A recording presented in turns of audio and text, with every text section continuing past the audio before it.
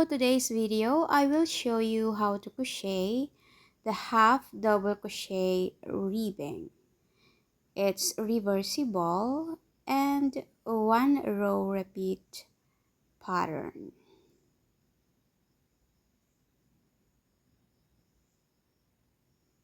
For our foundation chain, what we need is any number of chains. So slip stitch,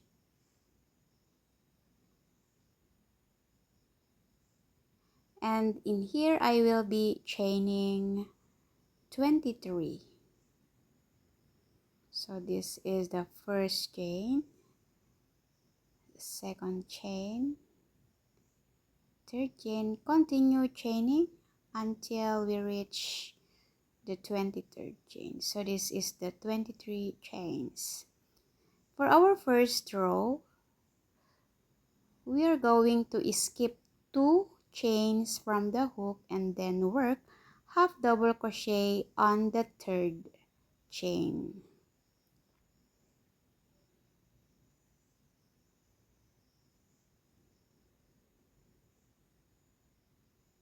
Marker for our first half double crochet,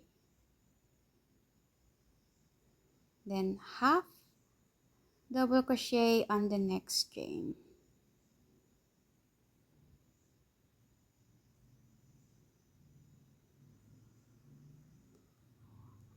Continue working one half double crochet each of the stitch all the way across.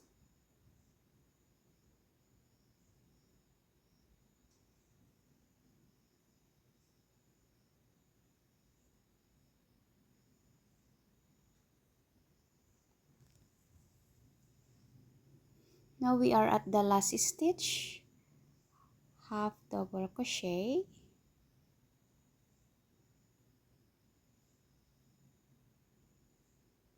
so this is how it looks for our first row. For the second row, one chain and then turn. The turning chain doesn't count as a stitch, so work half double crochet in the back loop only. So that is the back loop. Half double crochet in the back loop.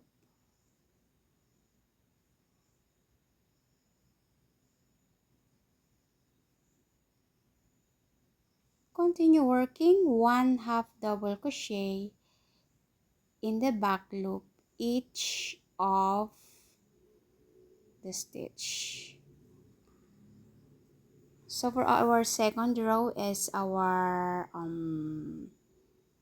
row repeat. The second row is the row repeat here.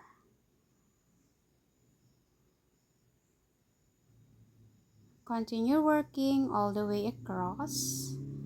So at the last stitch,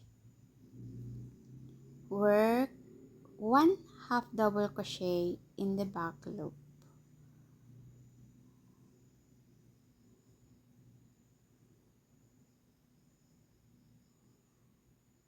So this is how it looks.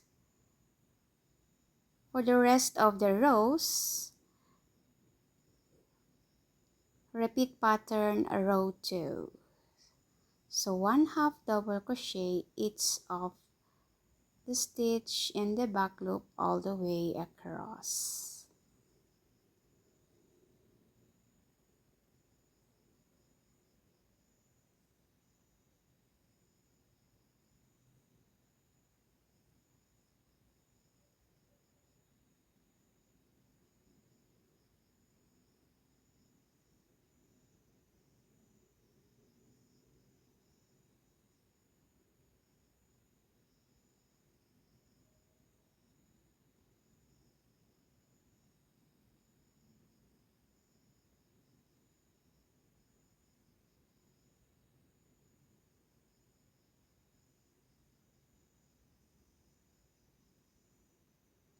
Here I made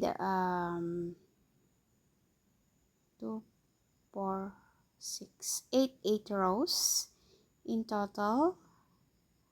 So look at the knit-like effect. Thank you.